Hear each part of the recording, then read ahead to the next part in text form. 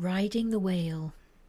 The girl stood by the seashore, her feet sinking into the sand, warm hollows filled and drained with ice-cold water. She was looking out to the unclear horizon, where the water looked flat, a line of blue meeting blue. She took a deep breath and lifted her fingers to whistle. The sound pierced the air. It rose and fell in waves of demanding urgency, and the girls above paused in their shrill cries and fell silent. A lump began to rise in the deep waters far out to sea, and then it subsided. The girl smiled.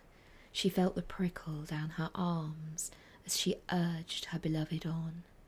She let her hand drop and stood patiently, watching until the large shape reached their rock.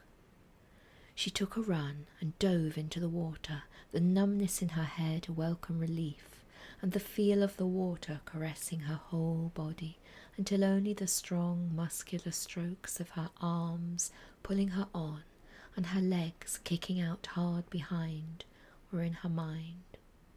The current was strong today.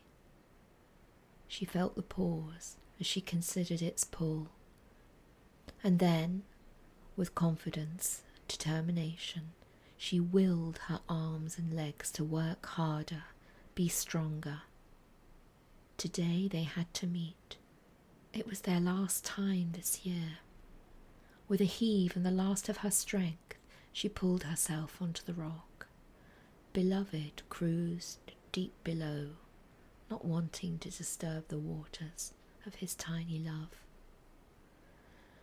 Panting, she surveyed the horizon. The shore was now a distant line, a soft grey palette, backed with the smudge of green forest beyond. She lay back on the warm, wet rock and let her body find its balance. Her breathing lengthened, her muscles refound their energy and were with her once more.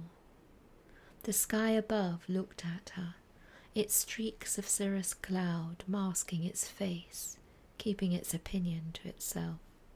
She sat up, cupping her hands to create the depth of sound she needed. She called, a deep call of sound echoing out above the water. Filling her belly with air, she let the sound come again and again. A sound from the other, a sound not belonging to either of them, a sound of love.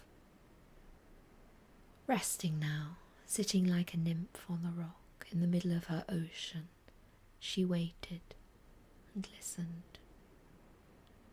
Behind her the water mounded and then rose higher and higher until it broke and exploded outwards, his nose and then whole head revealing itself to her.